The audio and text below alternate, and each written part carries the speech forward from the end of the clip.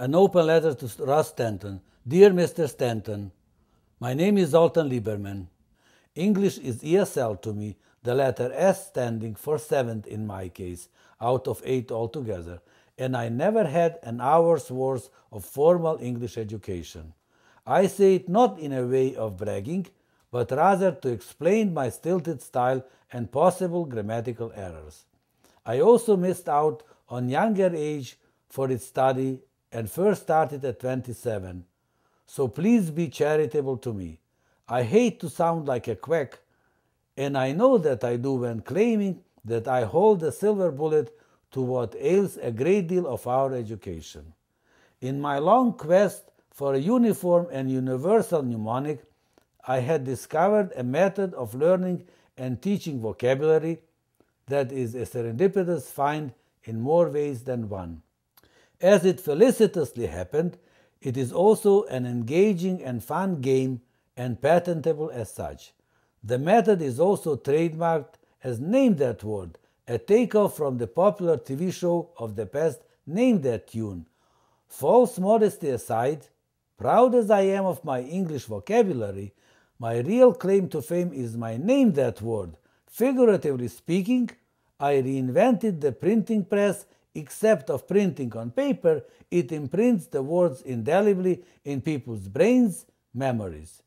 The mechanism of it on the true molecular level is of course unknowable at the current level of science, just as memory in general, but it is self-evident that a different memory mechanism kicks in when applying my method.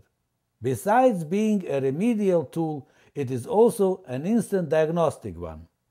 Don't let my present-time small college backdrop fool you. Perhaps my singular situation of an institutionally unaffiliated long-time foreign student of English was exactly the condition necessary to discover Name That Word.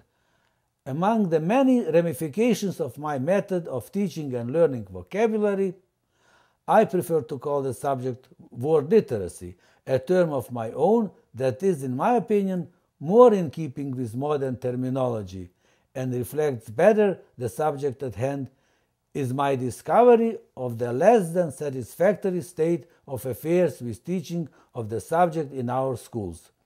Instead of being a separate subject, it is treated as an accessory, a Cinderella of English studies. A corollary of my discovery is that insufficient volume of reading results a great deal from poor knowledge of vocabulary. Word literacy does not guarantee reading, but it is its prerequisite. Also, once learned word literacy is not a given. Just as a flower garden, it requires continuous care. Being key to reading, a postulate that becomes convincing fast after a live demonstration of Name That Word by proxy, it is key to better education. Also, acquiring a better vocabulary is liable to have it used in reading, writing, speech. As a starting vehicle for improvement of the situation, I suggest that Word Olympics be organized across the board, a competition for all, designated not so much to prove who is better than who, as to attract everyone's attention to an overall systemic hiatus in our education. I suggest that games be based on Name That Word method. The irony of it is that kids with their sponge-like memories can learn a 30,000 vocabulary well within 6 to 12 months of intensive instructions. My own experience is that they like to learn it via Name That Word, since it is fun. In the year of 2004, when the then NEA chairman Joya's reading at risk article summarizing 40-year-long statistical research came out, I wrote personal letters about Name That Word to all members of the Congress and Senate, to which I received about 140 answers, many of them praising it and even promising to vote for it when the pertaining issue would be raised for legislation. I grant you that it may look suspicious from the commonsensical point of view. Why would a good remedial method claiming to be designed to revive and enliven reading, to be so almost universally, willfully rejected. It took me years to figure it out, fear of embarrassment.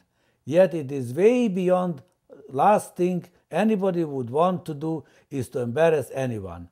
It will serve as a first-rate tool to learn and upkeep word literacy, both for students and teachers. I have demonstrated, named that word to thousands of people, many of them linguists.